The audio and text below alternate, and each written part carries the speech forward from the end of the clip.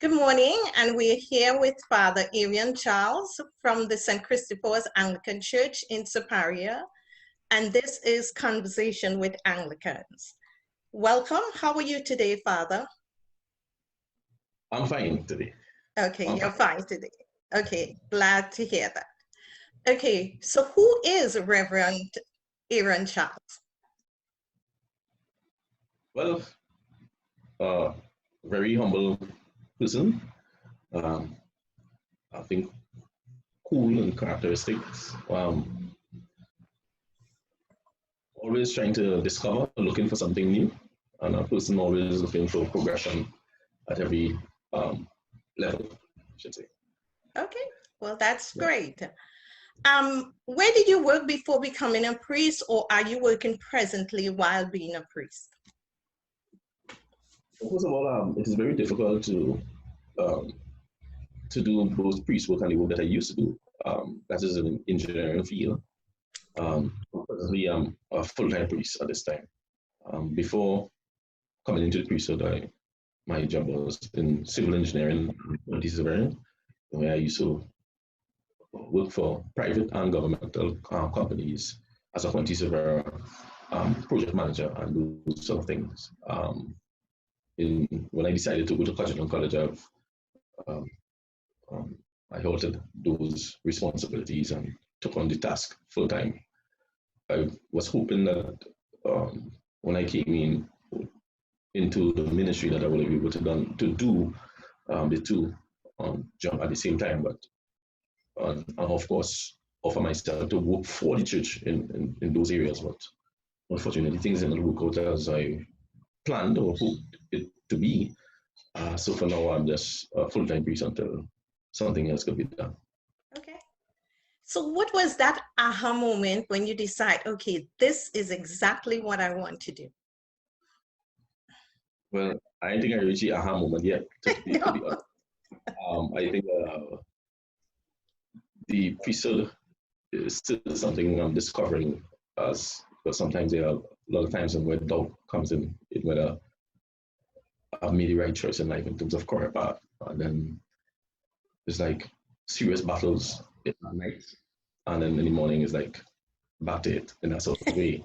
So I guess that it's like Paul in the 2 Corinthians that speaks about the thorn in your flesh. They continue questioning yourself whether you're worthy. One of my major questions about being a priest at this time is if I am worthy, if I'm able to live up to the standard that is required, because I take ministry and spirituality very, very serious. And seeing myself as a normal man in the midst of doing these work, sometimes I see myself as sometimes being unworthy, but sometimes I'm reminded that even the great prophets within the Bible, they themselves had personal challenges and so on.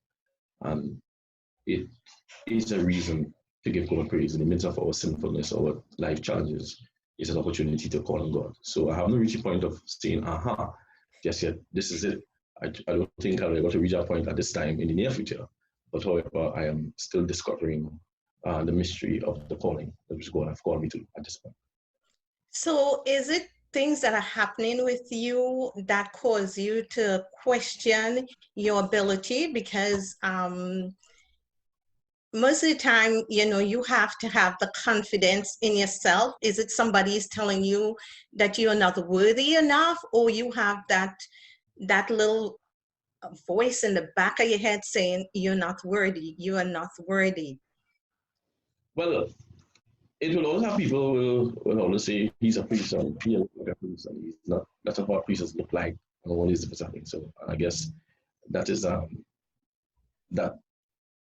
is one of the issues that I challenge. But however, there are certain things that happen. It doesn't prevent me from public criticism. Doesn't prevent me from going forward. As a matter of fact, it makes me stronger.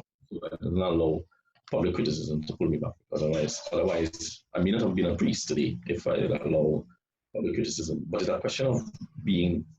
It's a question of being and a question of spirituality and not being elated. I think is a biblical concept. And I was talking about Paul in 2 Corinthians, with the thorn in his flesh. And Paul says that, that he cried out to God 3 times to take it away, but God allowed it to be there so that he would not be too elated.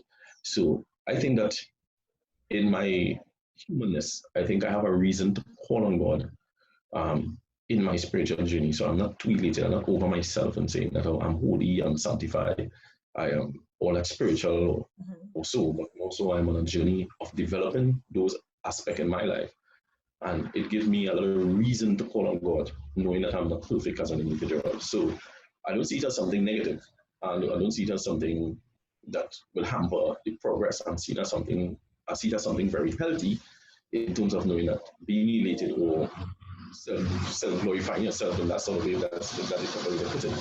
I see that I'm not at that point of seeing myself above anybody else. I see myself as a normal little young man born in the very countryside who walk the street or ride bull cart and plant rice and gardening. I see myself still like that, in that sort of way. This shepherd boy, walking distances on the streets, like that. I cannot disconnect myself from the very common environment that I came from. But in the midst of that, I just have the responsibility of proclaiming the gospel and the good news of Jesus Christ. Okay. So where are you from originally? I was born in North Barapore, Kumoto Road, North Barapore. And then I moved about 3 kilometers away to Indian Walk, Mandingo Road, Princeton. Right, so I'm very country in both. Okay. So I went to school, Murray Composite, a very country school. Again, so most of my life I spent in the country area, among the cane farmers, the rice farmers, agriculture, cocoa farmers. As I said, mentioned some little bull cat there because I went to Barco the other day on the election day, and I was able to see one of them again, and I was so happy to see that these are. I used to enjoy climbing plum tree and those sort of things. So I was born in North Barco and still connected to them as we speak. So that brought back some memories when you went to vote, right? I think that those are my joys. Those common things of life, the beauty of the earth and the natural view of God's creation. I think it reminds me of why I am where I am today, because of I learned to appreciate the very simple things of life, and I try not to be too elated over anything that is great. That's really good to hear. So who or what inspired you to become a priest? Well, this conversation would have started from age 9. I would have overheard my father telling my mother at the time that he was having a discussion with the then mother of the church, Lady Mavis John. She was having a conversation maybe with another lay minister, and who was saying that this young man had the calling to be a priest. Okay. That was at age 9. So I guess when I heard that planted a seed within me, and I think that even through my secondary school and my academic quests, in the back of my head, I felt as though that one of these years I'm going to be a priest. And then the priest that I've known all my years would have been Archdeacon Primus. And somebody else that he in his way, in his early years, have helped me to want to be a priest as an individual. So it's a question of nurturing the call from age 9. And then there was a period in my life, just like any young adult, I moved away from the church for about a year, because at that time I wanted to discover what life was all about. And at that time I was at my high peak in terms of my career. At a very young age, in fact, about 19 years, I was already in engineering full time. And I remember the second calling came to me when I was about 20 years of age. God reminded me about the first calling. So I had a Jeremiah experience. And then at that second calling, I decided that I will become a lay minister and so on. And I worked with under the Archdeacon at that time, and then other persons within the church would have nurtured that in that St. Stephen's Church. Well, I was born in a church called St. Gregory, but then I moved to St. Stephen's because of my work within the same parish. And then within St. Stephen's, there were persons who were there, nurtured me in terms of saying to me, yes, you got a call in, you have the light upon you got the call about you, and that nurtured me until I accepted to go and do studies. And I started my studies at the Roman Catholic Seminary, that is St. John Vianney, Uganda Matters, Mount St. I spent about 3 years there, and then I was accepted by Bishop Lord Berkeley when I went to Patricia Carrabon-Smith. 2 years, and I came back here and I finished my degree in St. John behind. So I had a lot of people with me in the nurturing process. I spent a lot of time among the monks, doing retreats and so on. I spent a lot of time among the Roman Catholic. I always tell people that the Roman Catholic Church among the clergy, not the church. I never went to the church to say, but I spent some time among the Roman Catholic clergy, and they have helped me to see the calling in me. And I always thank Bishop Claude Woodley for taking a risk. I always say he took a risk because it wasn't, because I myself might not take a risk immediately, but he took the risk. Right. Which I was able to withstand the various challenges that were there and able to become more successful. So I cannot blame my calling on myself, but more so for a community of people. My old, first of all, priest, my dad who was an engineer himself, and he supported me well. Right, and the church, St. Stephen's Church, and of course some of my good Roman Catholic friends who have helped in nurturing that calling that was within me. So were you a Roman Catholic at a younger age and then converted to the Anglican church? No, I was always Anglican. Oh, you were always Anglican. Okay. Yes. You just spent a lot of time with the Catholics. Yes, because I like monastic. As you can see, the castle that I have now is called the monastic way. I love monastic religiosity in terms of I love fasting and praying and chanting hymns and psalms. I like quiet moments by myself. Many times I'm not one of those guys who will see come out and praying like in public, but I'm very prayerful. Okay. So because of, your journey and everything, have you seen anybody, whether it is in your parish or anywhere, that you think? Young Michael Lawrence, because he came from the same parish of St. Stephen's. I used to take him along places where I used to go to preach and those sort of things. And I want to believe that someone or the other that have influenced him to be part of the clergy at this point in time. So that would have been one of my closest encounter with someone in terms of nurturing someone.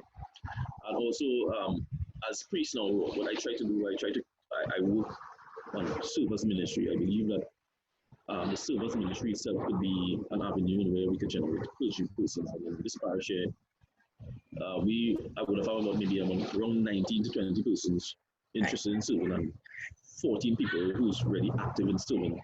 And I'm hoping within the next couple of years or so, because they are pretty young, that someone that I could just have someone plant a seed within me, that I could plant a seed within them to consider the ordained ministry as an option.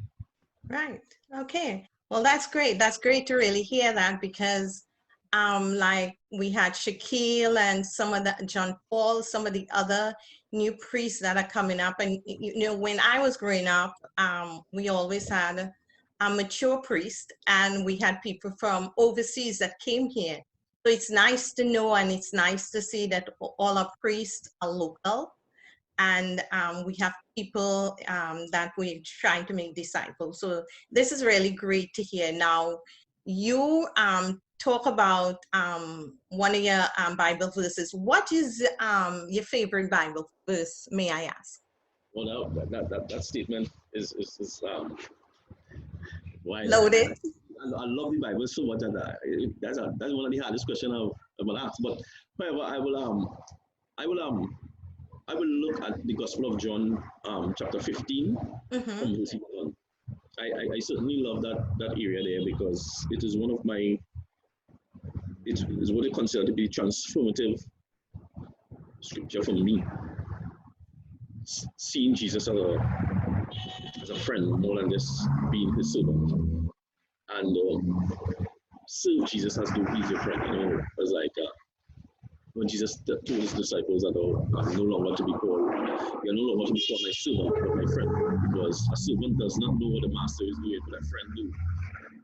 And that was a scripture have sent me to a point in discovering what Christ wants of me as an individual, and do the right thing in terms of being his friend. And I link that also to the hymn, what a friend we have in Jesus. You know, sometimes we sing that song at funerals and so on, and really doesn't get the whole message that is given to us, and all our sins and grief, to be able to privilege to carry everything to God in prayer. So I look at that, and my question therefore with that is to strive to be a friend of Jesus and live my life as a true friend, and by telling people about the great friend that I have in him. And that really is a personal relationship. That is really nice to hear that. It's a different take for me hearing somebody say that, but I like that. I like it because like a friend, you can go to a friend, you can explain things that are happening to you to a friend. So this is great to hear. So what do you do when you're not doing the Lord's work? What's your favorite pastime to do when you're not in doing the regular work of a priest? Well, these are huge parish. Those times are very limited. But however, Limited. I do a little gardening at times. I go back to the roots, to the things that I love, because I think most of everything that I've known alongside my father over the years would have been in sort of the gardening sort of atmosphere. I've learned a lot from about God through nature, because of his beauty of creation and the value that he has in creation, in which we are called, the value we are called to have with nature and also to each other. And I love to make long drive. I'm a real driver. I love to drive long distances. I will just get up one morning and decide to go to Miaro.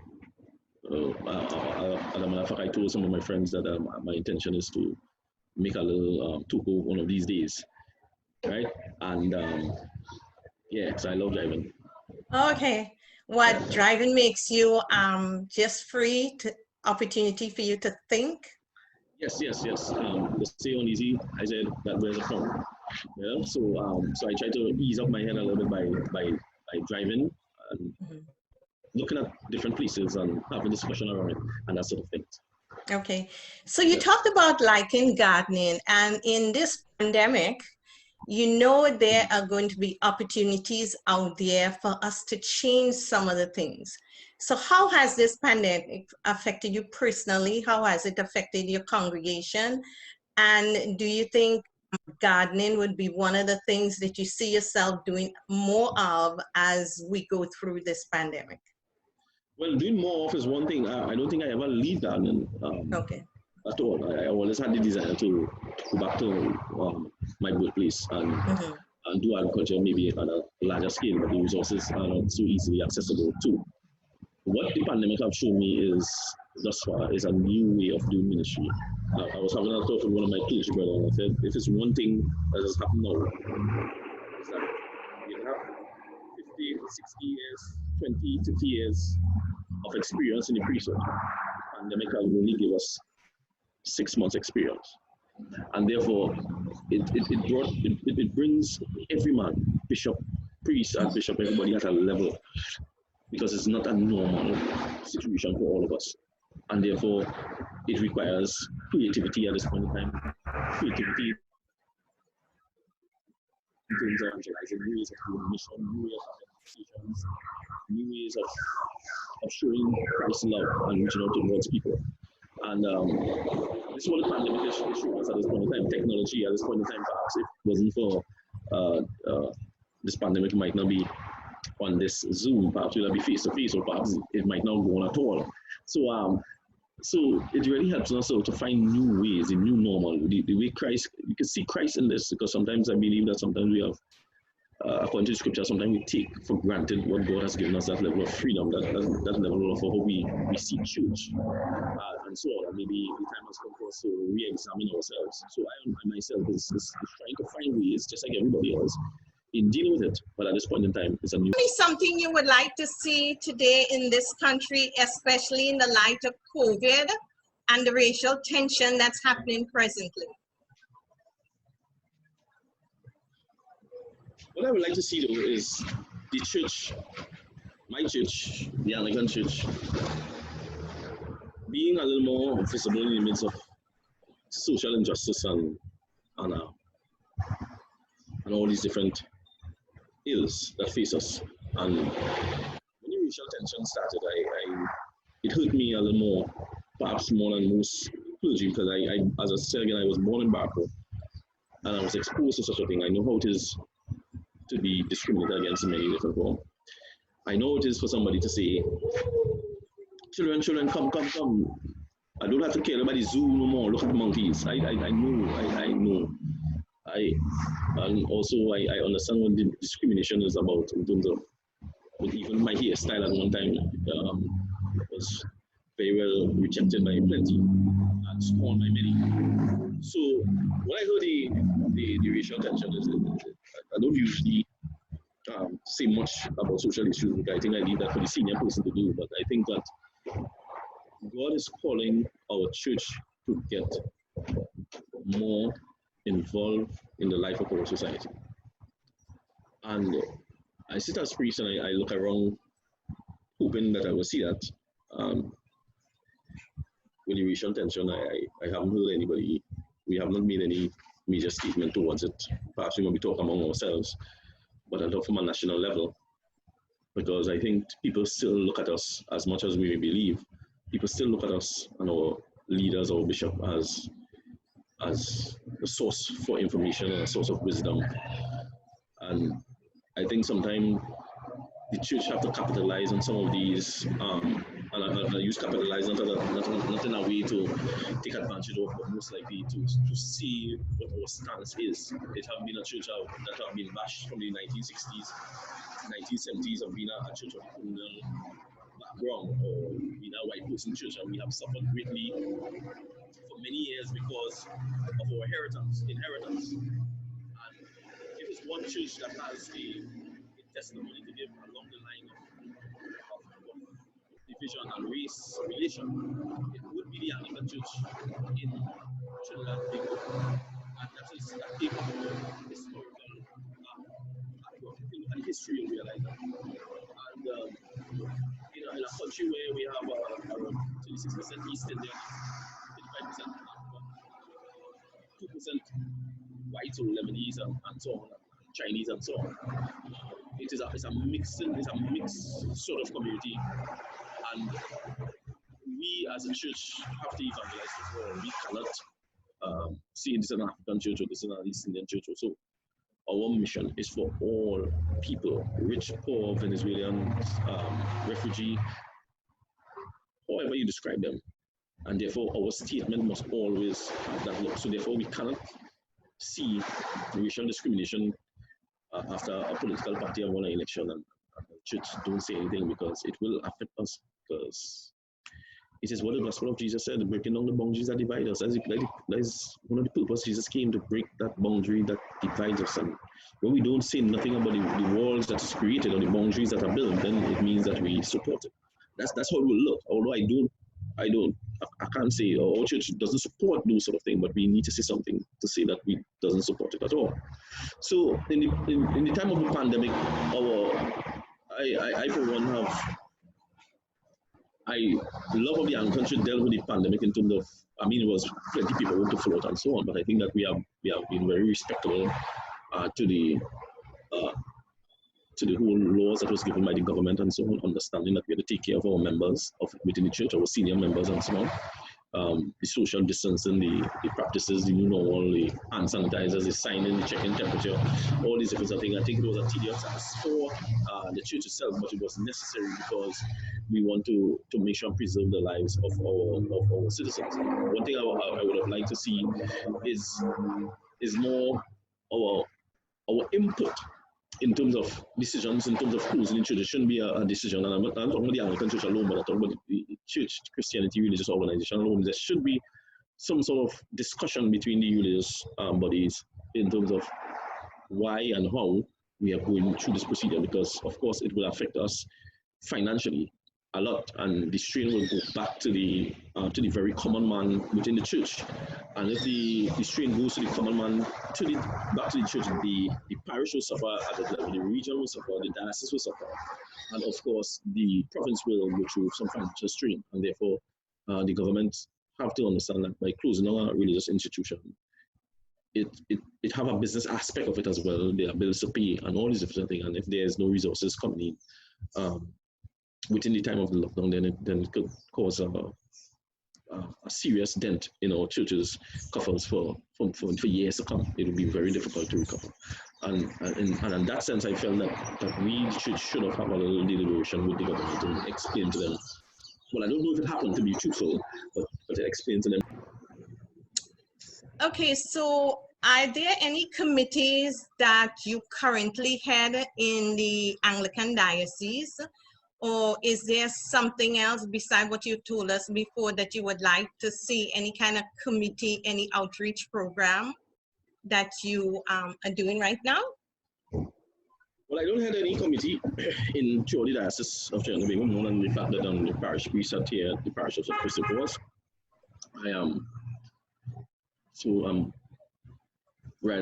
Basically focusing on parish ministry from this level.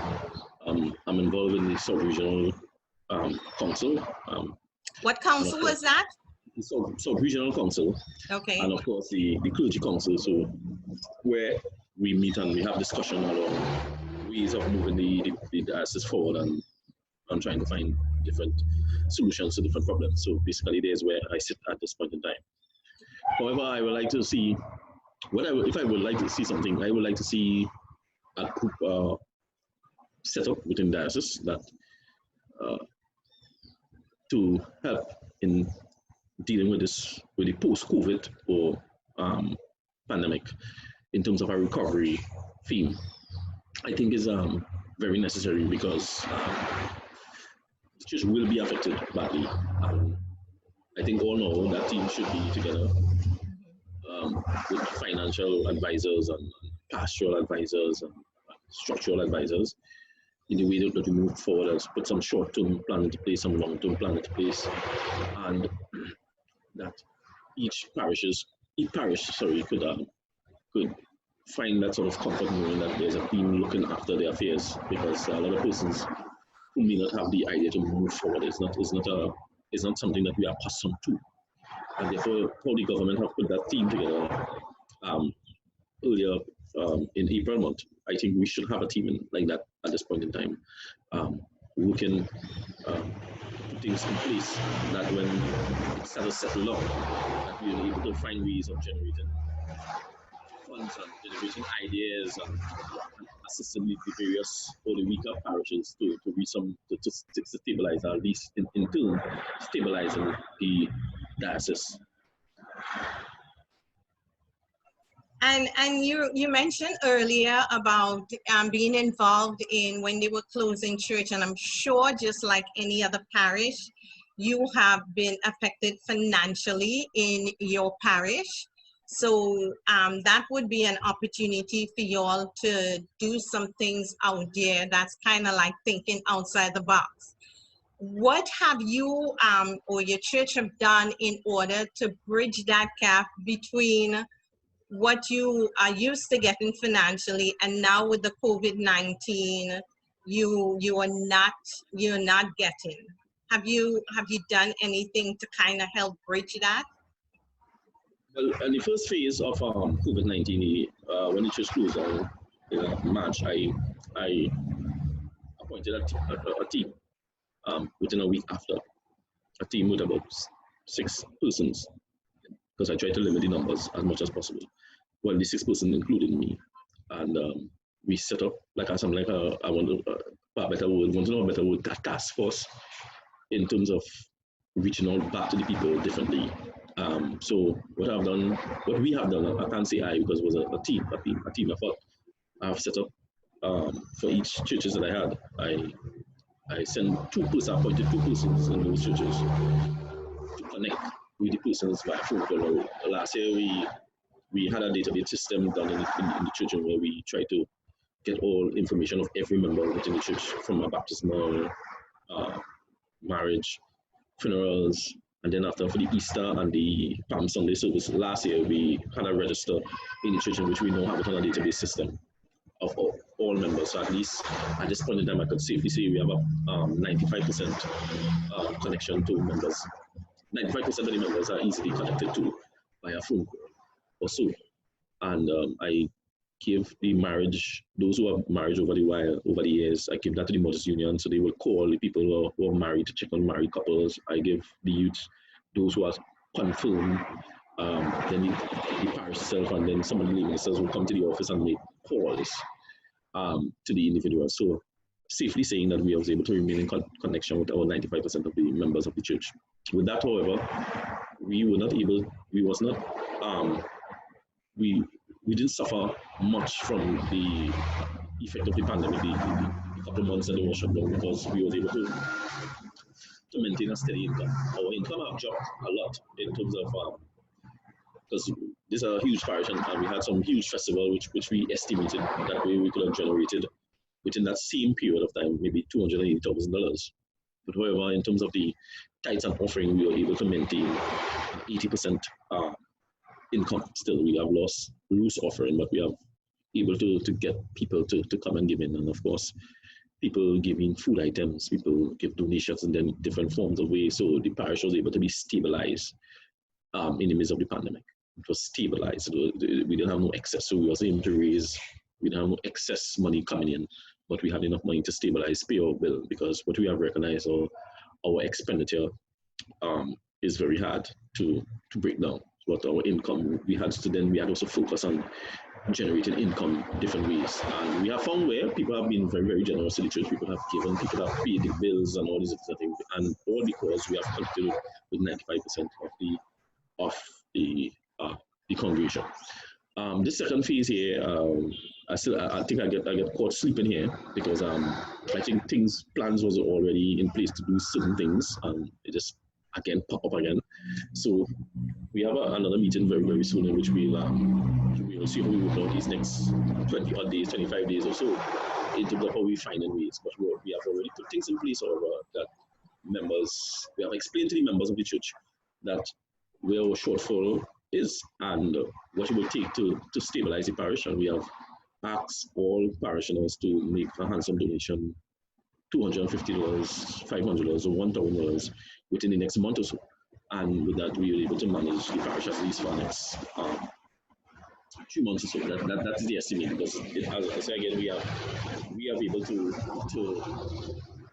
share and do some teaching on stewardship, and we was able to sensitize the congregation in terms of how much money it takes to run the parish per month. And so it was easy for us to remind them and tell them, look, well, we have fallen short. And I think thus far it has been working well thus far in terms of people giving to the church. So those are some of the plans that we put into place, and it is working pretty well thus far. People work very hard on the ground, people go around with the people with the social distancing and so on, and was able to basically keep up in the giving. The members keep giving towards the work of the church. Well, that's really good to hear, because in addition to your normal bills, now you have additional bills like sanitizer and paper towels and more soap and other things that you wouldn't have had if we didn't have the pandemic. So I'm glad to hear that. Okay. So just for a little comic relief, if I say a word, just tell me the first thing that comes to your head. Discipleship. Jesus. What was that? Jesus, come to me. Okay. Of discipleship, yes. Okay. Pet peeve.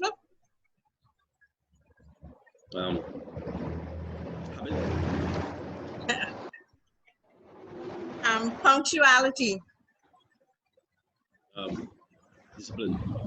Discipline, okay. Family. Love. Okay. Friends. Loyalty. Right. Yes. I have never done what? And just tell me, tell me something you have never done that you would like to do. Oh Lord. You've done everything, huh? No, I haven't done anything. But I mean, the question, I've never smoked, I've never done, but it's not that I want to do it. So maybe I want to bungee jump. Really? Okay. So maybe you'll go back to the country, put some bungee jump among the trees, and then do that. Okay. Yeah. Something. I guess you're not afraid of heights, so. No, I'm not afraid of heights. So. Okay, great. So I want to thank you, but before you leave, is there anything that you would like to tell us or something you would like to let us know in passing? One thing that I would like to see, I think we sometimes as Christians take for granted what God has given unto us in that way. And sometimes we are distracted with so many things are wrong, and we distracted with things of the external. There's a greater part of life that comes from within us. And in spite of the differences that we may face, all of us are created in the image and likeness of God. And if there's one reason to reconcile, if there's one reason to love, if there's one reason for peace, if there's one reason for joy, it will be the fact that we're all created in the image and likeness. I believe if we begin to start our devotion that way, our mission that way, our ministry that way, our meetings that way, I believe that we as a church will be so relevant for this society. And we will have place to hold people within the church. We are called to see that God has created us in his image and likeness, and all of us have some level of value, no matter where we come from. Yes. And we can serve in so many different ways because we all have gifts. We have different gifts. So you can serve wherever, your gifts carry you. So I want to thank you for that. We've been talking today to Father Aaron Charles from the St. Christopher's Anglican Church in Superior. Thank you very much. I am Pat Smith. We thank you for taking the time out of your busy day to let us know a little bit about yourself and give us like a little glimpse into who Father Aaron Charles is. Thank you very much. Have a nice day. Thank you very much. Thank you. Okay, bye-bye.